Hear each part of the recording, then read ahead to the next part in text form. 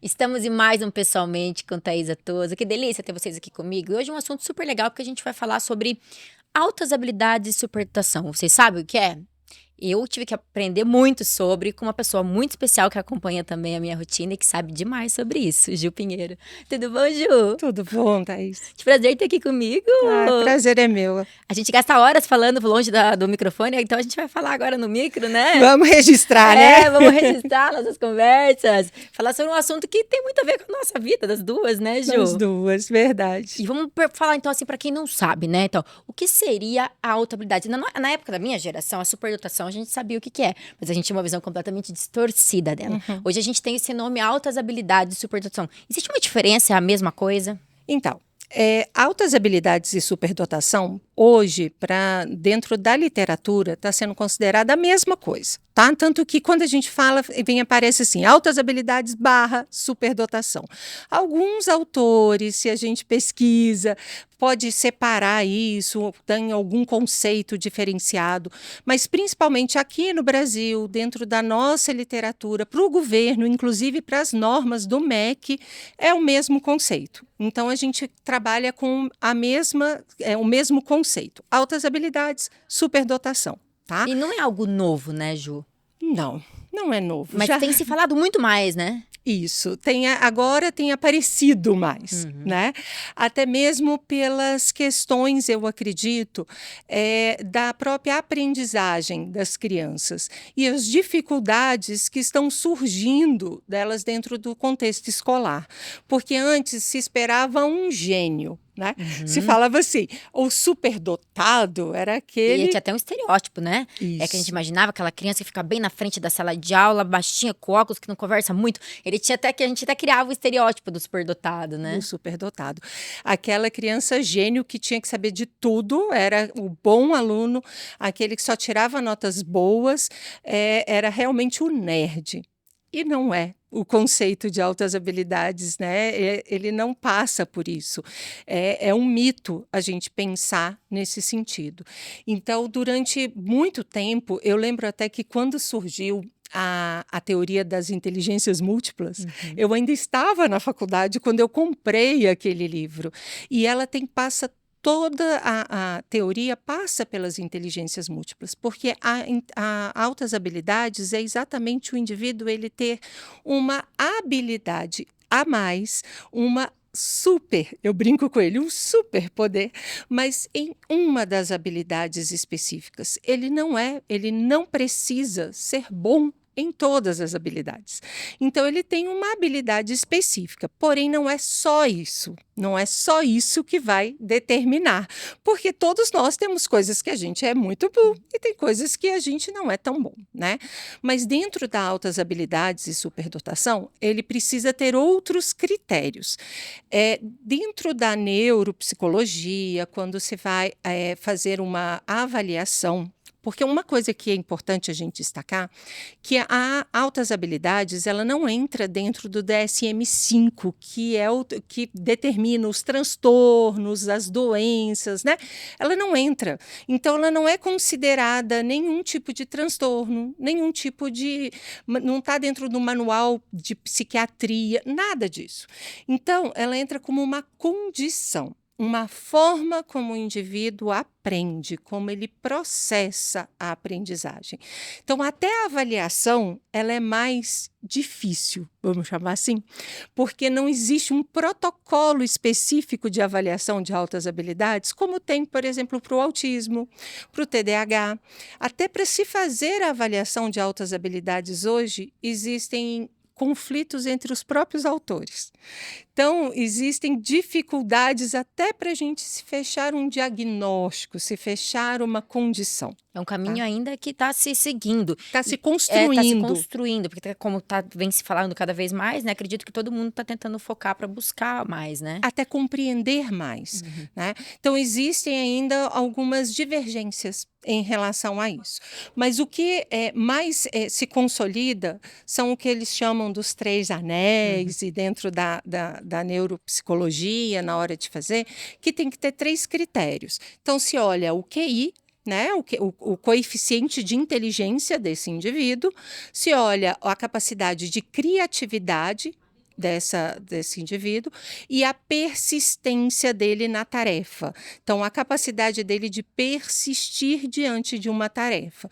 Então, aplicam-se vários testes que estão relacionados a isso e, dentro desses 3 critérios, ele tem que estar fechando ali para se avaliar, dentro de quantitativos e qualitativos, tá? E a confusão que se causa a superdotação, né, gente? Porque só quem é mãe e que já passou por situações aonde cada um fala uma coisa, e aí a gente é jogado para um lado, jogado para o outro, e aí vem, porque dentro de qualquer coisa como a superdotação tem os pontos negativos, né, Ju? Sim. Que se coincide muito entre as crianças que têm a mesma situação. E esses pontos negativos são vistos, às vezes, como outro problema, né? Sim. E aí tem uma confusão diagnóstica até a pessoa chegar onde realmente é difícil, né? É complexo por isso, porque assim, até mesmo dentro desses critérios que nós colocamos, a gente vê algumas crianças, alguns adolescentes que não fecham, mas que Diferente. apresentam os traços, que é isso que você está falando. Ele apresenta, às vezes, as características, que são características muito específicas das altas habilidades, que são características que são esses desafios, porque quando a gente pensa em altas habilidades, vamos voltar lá no início da nossa conversa, a gente imagina esse estereótipo. E não, eles têm muitos desafios, principalmente porque uma das áreas que mais eles enfrentam é aqui no nosso, né, córtex pré-frontal, que é a função executiva. Então, eles têm uma intensidade emocional muito grande, eles sentem muito as coisas, eles têm uma intensidade em tudo. Então, normalmente, eles vão apresentar essa dificuldade de lidar com as emoções. Tudo é muito intenso, eles sofrem muito e amam muito. Então, até para se envolver nas tarefas, são as tarefas que eles gostam, porque as que eles não gostam, eles vão ter muita dificuldade em se persistir, em pensar na escola. Se tem uma criança que tem uma habilidade específica, um foco maior na matemática e no português, que ele não gosta, para ele se manter envolvido nessa tarefa do português, né? Uma outra característica, senso de justiça. Isso a gente observa. Eu atendo já altas habilidades, já tem mais de 3 anos que eu tenho estudado e me envolvido nesse tema. Até hoje eu não conheci nenhum que não tenha um senso de justiça muito aflorado. Muito forte. E assim, é um senso de justiça que tira ele do sério, nessa intensidade emocional, né? Isso não é justo. E eles sentem tudo, né? Tudo. Tudo que ele vê na rua, às vezes está longe, é perceptivo, presta atenção, vê lá do outro lado. E ele toma as dores das pessoas e quer defender as pessoas, né? Outra questão muito perceptível também para eles, a questão que eles têm essa distonia assim, das habilidades. Ao mesmo tempo que é muito bom em uma habilidade, pode vir com muita fraqueza em outras habilidades. E isso chama a atenção dos professores. Muitas vezes o que dificulta no diagnóstico e dificulta a aceitação na escola. Falar, mas não pode ser altas habilidades, porque olha como ele tira nota baixa em português. Ou ainda pega o ponto fraco da criança e fica enfatizando, né? Enfatizando. Ele não consegue fazer isso, mas ele não consegue fazer isso. O aspecto positivo fica até anulado, né? Anulado.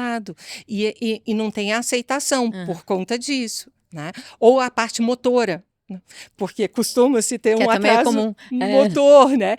E aí fala assim, mas como? Ele não consegue escrever, olha a letra, olha, né? Não anda de bicicleta, não sabe jogar uma bola. Mas é por conta disso, se desenvolve muito em umas áreas e outras ficam bem mais atrasadas. Eu lembro que uma vez me falaram a respeito disso, e aí a neuro deu uma explicação que eu achei super legal. Ela, na hora da formação, se preocupou tanto em focar naquilo, que esqueceu um pouquinho daquele outro, né? E aí teve aquela deficiência daquele outro por causa disso, né? Foi um hiperfoco ali na hora da execução em si, né? E realmente, não tem como você ser perfeito em tudo, né, Ju? Não. E isso é uma das características da altas habilidades. A gente vai perceber isso praticamente em todos que têm altas habilidades, né? Outra questão que fica muito evidente também é a rigidez de pensamento. Eu digo que assim, eles criam, ao mesmo tempo tem uma flexibilidade na criatividade de resolução de problemas. Se você dá um problema, eles vão te dar 1000 soluções. Não, a gente pode fazer isso, a gente pode fazer aquilo, que dá para fazer assim, dá para fazer aquilo. Mas na hora que ele criou uma solução, que ele pintou mentalmente aquele quadro, se não sair daquele jeito que ele pintou, aí ele desestabiliza É a frustração. na frustração. É. Porque aí é uma rigidez de pensamento que precisa ter toda uma mediação do ambiente, porque ele desestabiliza se não sai como ele planejou, como ele imaginou E que a frustração seria. é pesada, né? Muito. E não é uma birra, é diferente de um comportamento. É realmente uma desestabilização biológica, porque ele não tem recursos de pensar em outro caminho. Ele não consegue pensar naquele momento, não vai ter jeito. Acabou o mundo, não tem solução. Aí ele não consegue pensar em outra forma. Então, é baixa de flexibilidade mesmo cognitiva que precisa ser trabalhado. E é por isso que a gente fala tanto da importância do estímulo cognitivo, de trabalhar essa estimulação desde muito pequeno com as crianças que têm altas habilidades. Por quê? Você conhece indivíduos muito inteligentes que têm todas essas condições, mas que não foram produtivos na vida? Que tiveram muitas ideias, que sabem falar sobre assuntos que você nunca nem imaginou, mas que não conseguiram produzir ou concluir nada. Porque não tiveram essa flexibilidade, não souberam lidar com as emoções, não souberam lidar com as intercorrências da vida, não tiveram as habilidades socioemocionais mesmo de lidar com as pessoas, de lidar com os problemas, com os Já fracassos. ouvi até pior casos, por exemplo, envolvimento com drogas, né? Casos de. A gente está falando de tirar a própria vida, né? Isso. De ser pessoas mal compreendidas e às vezes a gente nem sabe o que estava a fundo, né? A fundo. Exatamente. Então, assim, a gente ensinar, porque isso são habilidades treinadas e ensinadas, que a gente pode prepará-los para isso, fortalecê-los para isso, através do treino de função executiva mesmo, além de outros treinos de habilidades, né? Não só de função executiva, mas de habilidades sociais, emocionais, que são fundamentais. E Ju, quando aquela mãe tá com o filho lá, que tá com aquela dúvida, que sabe que a gente sabe que tem uma coisa diferente, né? Então, assim, tem alguma coisa diferente, mas você não sabe o que que é diferente. Aí vem os pré-julgamentos, vem o professor, vem não sei quem falando, não sei quem. E aquela mãe, como é que essa mãe, como é que essa mãe faz?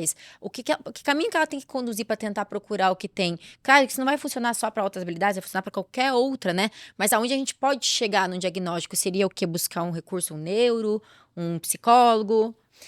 Eu sempre coloco assim, olha, percebeu que está gerando sofrimento, procura alguém. Qual que é o melhor profissional a procurar? Aquele que você confia. Aquele que gerou em você empatia, confiança, que vai te acolher e que você vai confiar no que ele vai te dizer. Porque às vezes a gente procura aquele de renome, aquele que é famoso, mas não vai pintar aquela confiança, aquele aconchego, porque isso é o nosso filho. É o bem mais precioso que a gente tem no mundo. A gente precisa confiar no que aquela pessoa vai falar, porque senão não adianta eu ir, não acreditar e falar, ele não sabe de nada.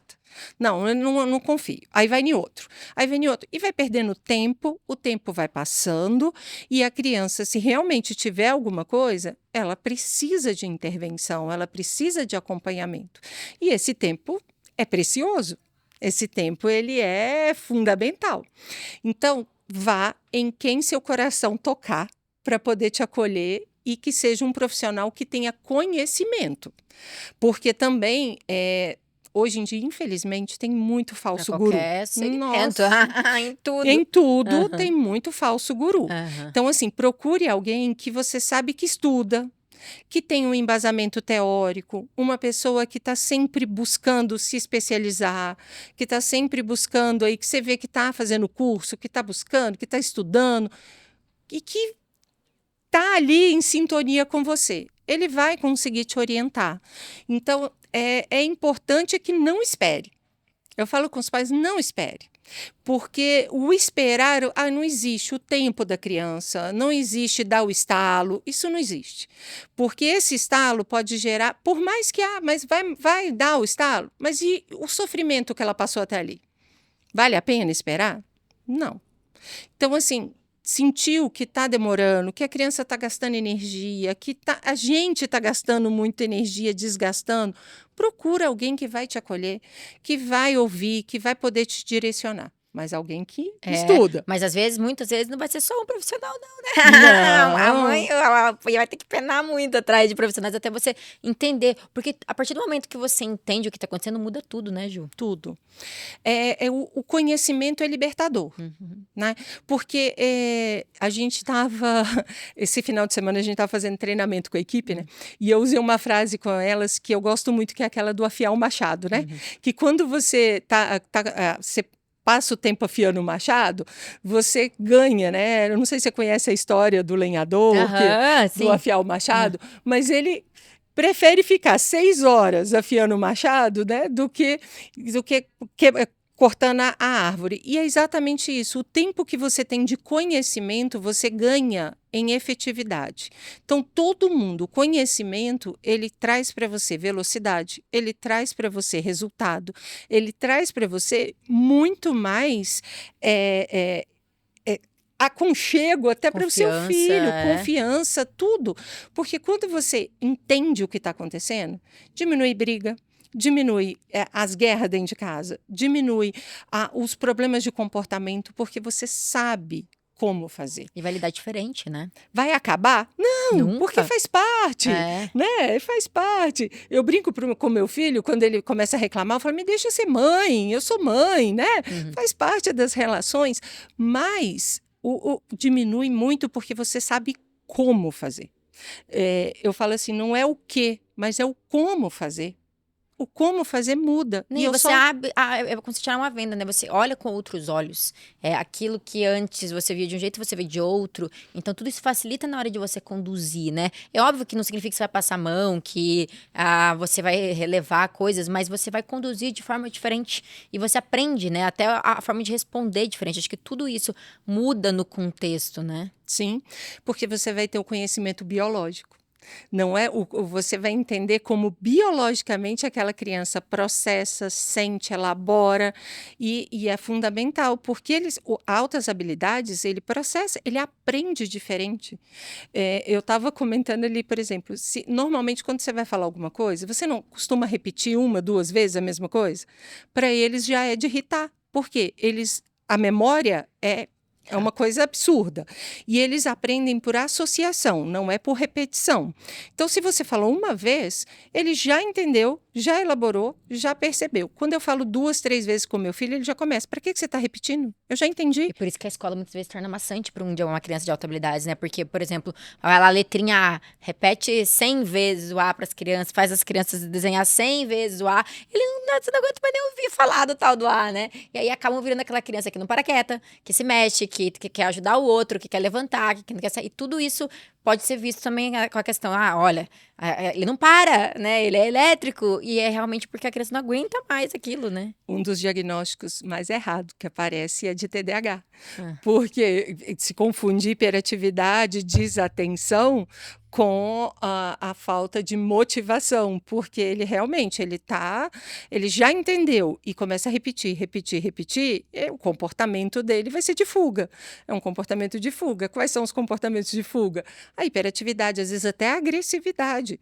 Aí vem o diagnóstico, às vezes, de TOD, algumas outras questões, porque ele quer sair dali. Porque ele já entendeu, mas às vezes ele não consegue perceber, dependendo da idade, nem verbalizar aquilo. Bota ele para colorir, um pequenininho, para ficar colorindo uma coisa que ele já sabe. Ficar colorindo a letra A, ele já sabe o que é a letra A, para que ele vai ficar colorindo aquele monte de letrinha A? Ele rasga, ele picota a letra, faz ele rápido, chuta a professora. E não quer nem ouvir falar.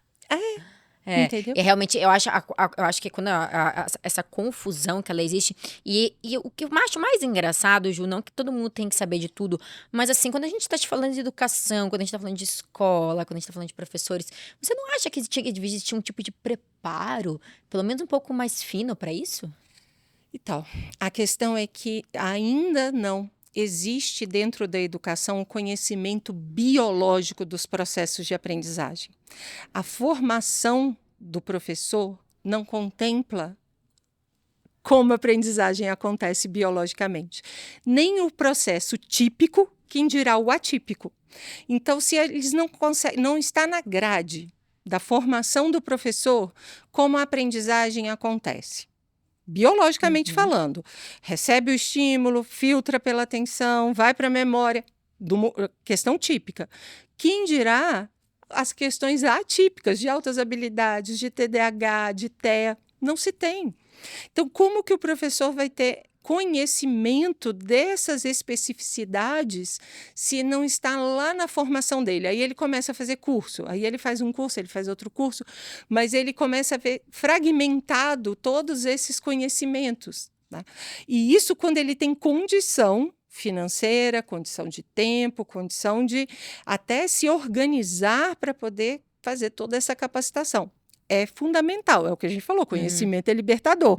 É óbvio que um professor, quanto mais conhecimento ele tem, mais domínio de classe ele tem, mais efetividade e aprendizagem ele vai ter dentro da sala dele, menos problemas de comportamento ele vai ter. Isso é óbvio, é claro. Porém, é muito mais difícil para ele, porque ele não tem a base. Na formação básica dele não tem. Então, isso é um problema que deveria ser sanado lá na grade de quem começa a montar o programa de ensino educacional, deveria ser a formação, ela é toda defasada dentro da graduação. É, porque é perceptível que tentam colocar todo mundo numa média, né? Então, assim, a média que é o bom, né? A criança que faz o negócio, que não dá trabalho, não importa o que seja. Então, assim, a criança fugiu da média, independente se para cima ou para baixo, né? É um problema. E esse problema, ele fica sendo enfatizado o tempo inteiro, né? Na minha opinião, fica sendo reforçado esse problema. E aí você não vê, eu pelo menos não vi, quando eu passei por isso, acolhimento. Né? É umas coisas que eu senti falta de... você é criticado o tempo inteiro. E o acolhimento, ele não existe. Aí você sai tentando caçar situações para você sentir esse acolhimento, né? E nós somos seres sociais. O que a gente busca? Pertencimento, acolhimento. O comportamento, ele é diretamente relacionado ao se sentir pertencente, ao se sentir amado. Se você não sentiu isso, imagina a criança. Exatamente. Né? O comportamento dela vai estar diretamente relacionado a ela se sentir bem naquele ambiente. Então, tudo isso vai passar, mas por que ela não sente esse acolhimento? Por que ela não sente isso? Porque o próprio mediador do processo não sabe como fazer. Então, ele também... Qual que é a reação dele? Tipo, uma batata quente, tira daqui porque eu não sei. Então, ele também reage em relação a isso. Então, é todo um contexto que precisa ser trabalhado, que a gente tenta trazer mais informação para isso, para que as pessoas se sintam mais acolhidas também, esse professor se sinta mais acolhido. Não, peraí, calma, quando for assim, faz assim, vamos lá, que todo mundo se sentindo amado, todo mundo se sentindo bem no processo, tendo conhecimento nesse processo, vai caminhar melhor, vai caminhar mais feliz. E outra coisa, quem é que está na média hoje? O que é média? Qual é a média hoje? Porque todos nós somos muito diferentes. E é isso, a gente não tem como colocar, isso já vem sendo dito há, sei lá, 1000 anos, não é uma caixinha. Colocar todo mundo dentro de uma caixinha e achar que eu vou ensinar o mesmo conteúdo para todo mundo e todo mundo vai aprender. É trabalhar em cima da individualidade, nesse olhar da individualidade. O professor, ele precisa ser esse maestro. E como ser esse maestro sem um conhecimento biológico, emocional e social desse processo? Então, é só tendo muito conhecimento e tendo ferramentas para isso. Sem a ferramenta ele adoece, como ele vem adoecendo hoje. A gente vê muito isso, né? E vocês têm muita conexão, né, no trabalho de vocês com a escola e quem envolve a criança, né? Uhum. E precisa, porque no espaço clínico, o que a gente faz? É estimular, mas a nosso papel é melhorar a potência biológica, melhorar a estratégia de aplicação, mas fazer com que essa criança ela se reconheça. A gente fala trabalhar metacognição, ela se reconheça nesse processo, sabendo os seus pontos fortes, os seus pontos fracos e sabendo como usá-los, porque ele precisa generalizar. Não adianta ele conseguir fazer no espaço clínico se ele não consegue fazer em casa e na escola. Então, por isso a conexão com a família e a conexão com a escola precisa estar em constante equilíbrio para que ele saia daquele nosso espaço ali, não dependendo da gente, ou não naquela conversa assim, mas aqui na clínica ele faz. E nada, porque não adianta, não é vantagem nenhuma ele fazer lá na clínica. O nosso trabalho só vai ser bem feito o dia que ele conseguir fazer em casa, o dia que ele fizer na escola. E você sente muita dificuldade, Ju, com os pais? Então. Já que a gente está falando de família, de conexão. Então, mas a dificuldade é porque os pais também estão perdidos, né, Thaís? Eu falo como mãe também, nós estamos perdidos, porque assim, a gente vem passando por uma geração em que é muito difícil a gente encontrar um meio termo para nessa educação.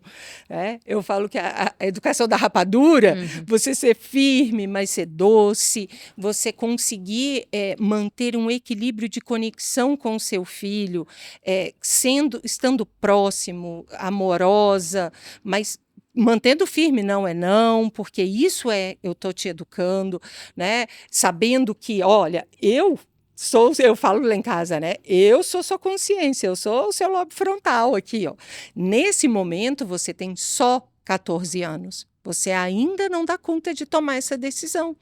Eu sou responsável por você. Eu tomo essa decisão aqui em casa.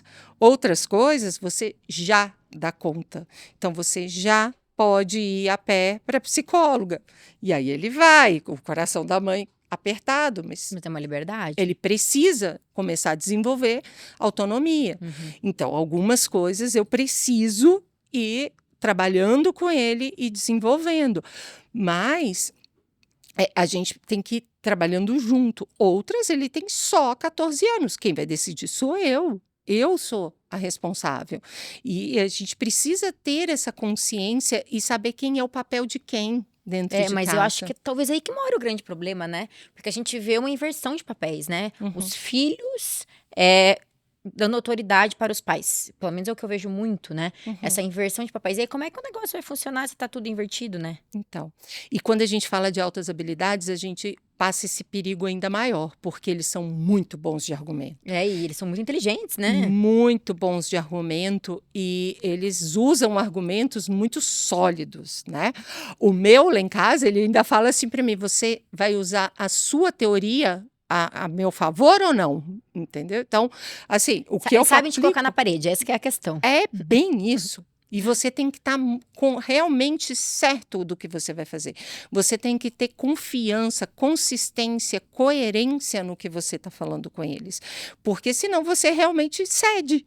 Se você não tiver com convicção, você vai argumentar o quê? Até porque eles vão achar argumento suficiente para deixar você contra a parede, nesse caso, né? E se você não estiver pronto para isso, né? Essa questão de andar sozinho, sabe o que ele fala para mim? Como que eu vou provar para você que eu sei andar sozinho se eu nunca andar sozinho?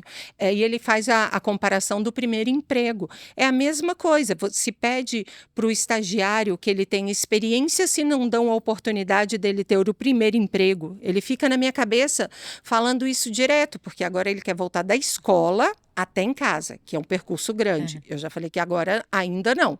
Ele vai ainda treinar um bom tempo o caminho da psicóloga, que dá uns 15 minutos, 20. Eu falei, primeiro esse caminho. Mas ele fica esse argumento na minha cabeça. Mas às vezes rola lá em casa, porque eu sou sua mãe e eu mando. Quando Entendeu? eu cansei de argumentar, né? Eu falo, tem Não que é? partir pra ignorância, né? Porque uma hora você cansa, né? Sim. De tanto argumentar, porque o argumento não acaba. Eu falo, agora chega, eu sou a mãe, agora porque eu mando, eu sou a mãe, então chega. E é Porque exatamente, cansa. eu falo, agora eu estou falando, porque eu sou responsável e eu É. sei qual é o caminho que você pode e qual caminho você não pode.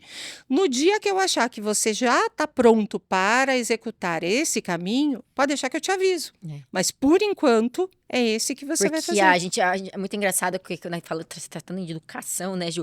A teoria é linda, né? Nossa, Ah, que coisa maravilhosa. Eu estudei tanto antes de ter a minha primeira filha, na segunda eu não estudei mais nada, mas a primeira eu estudei, eu li. Não vou fazer isso, não vou fazer aquilo, não vou falar alto, vou cuidar com tal palavra, até que quando a Isadora tinha 1 ano e meio, 2 anos, eu fui parar na psicóloga, surtando, porque eu não conseguia colocar nada em prática. Então, assim, é muito engraçado que na teoria é tudo lindo, né? Eu acredito que a prática a gente realmente sente a emoção, né? De como as coisas. E às vezes não vai ser do jeito certo, vai ser do jeito que dá.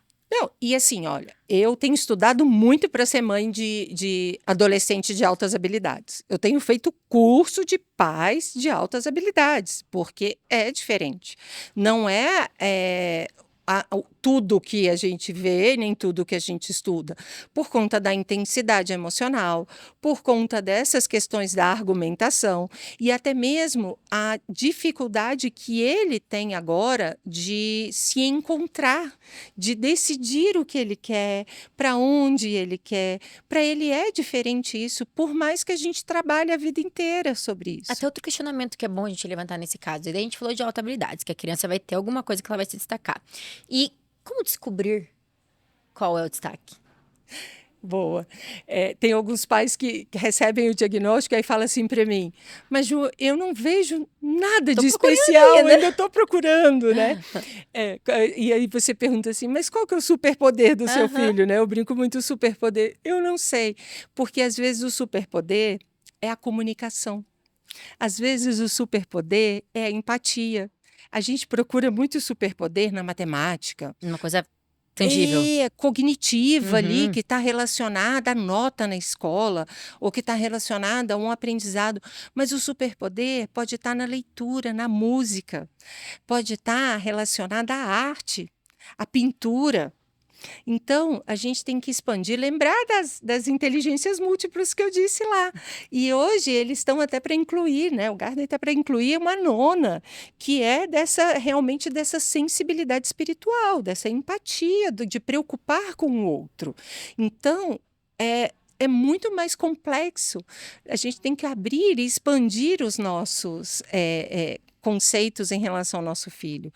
Alguns pais ficam procurando e falam, eu não percebo. Eu falo, sério, você não percebe que olha como ele é empático, olha como ele se preocupa com as pessoas, olha como ele cuida dos colegas, como ele está sempre observando tudo, sabendo como o outro está se sentindo. Isso é uma habilidade específica e muito importante. É uma alta habilidade. Então, é olhar além. E não ficar preocupado com a matemática, com o português, com a ciência, com a geografia, porque isso... Sair fora da caixa, literalmente. Sair fora da caixa. Sair fora da caixa. Porque os aspectos positivos dele ter a habilidade ali vão existir, mas os negativos que a gente comentou vão vir tudo junto, né? Sim, mas tem muita coisa boa, porque você vai ter um indivíduo que é sensível, amoroso, que está sempre conectado com você, que vai estar sempre buscando ser melhor, porque a autocobrança vem junto, o perfeccionismo Muito. vem junto. Aham. E tem um lado bom disso, de sendo canalizado, sendo olhado para isso, é muito bom, porque são pessoas que vão se dedicar para serem melhores, para buscarem, são muito autocríticas. Isso é muito bom, a gente se conhecer, ter autoconhecimento, buscar saber quem são, onde estão minhas coisas boas, onde estão minhas coisas ruins. A questão é, que lente eu estou colocando na minha vida? E essa lente é que eu tenho que ajudar meu filho a ter. Porque senão ele vai ter uma lente pessimista, de achar que tá tudo ruim, tá tudo, eu nunca consigo nada. E é a lente que o mundo costuma colocar em cima dos nossos defeitos, é cultural. Por isso a terapia, por isso a estimulação, é sempre ajuda. E a nossa mediação, a família, ela é a base. Eu até ia falar, a famosa conexão no caso, A né? conexão. E a mediação que nós fazemos, é ela que vai ser o alicerce.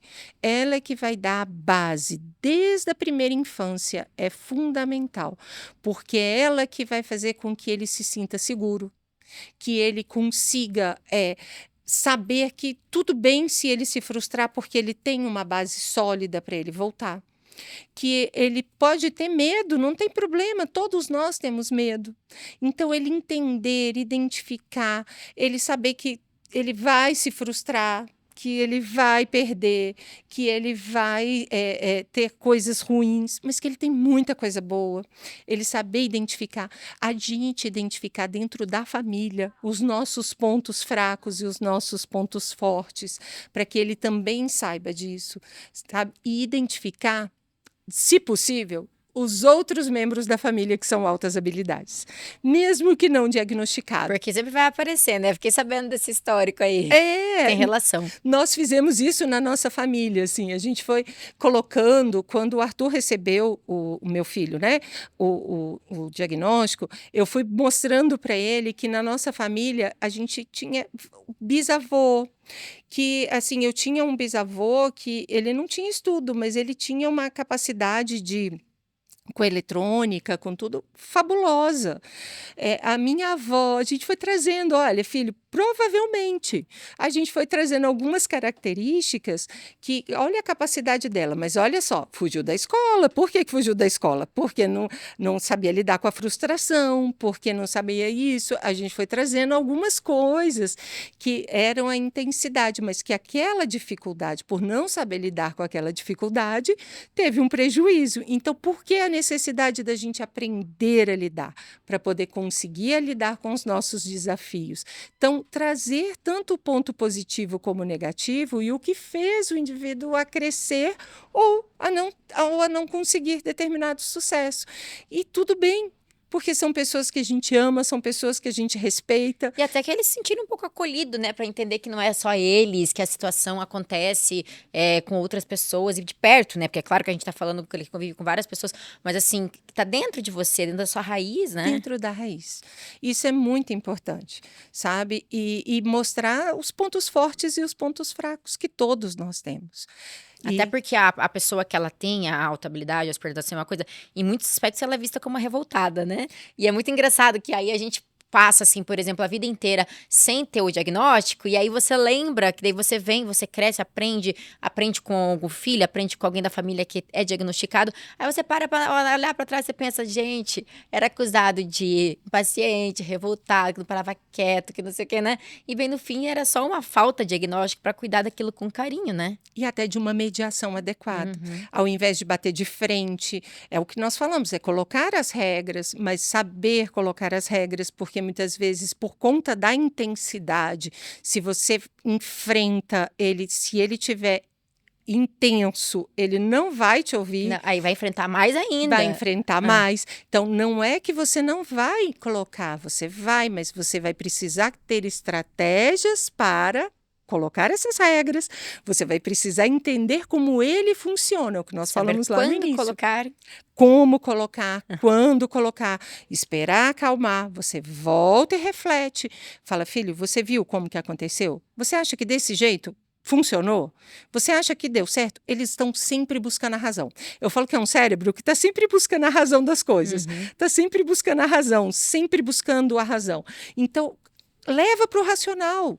Vai lá e fala, você acha que funcionou? Como você se sentiu nesse momento? Você está se sentindo bem agora?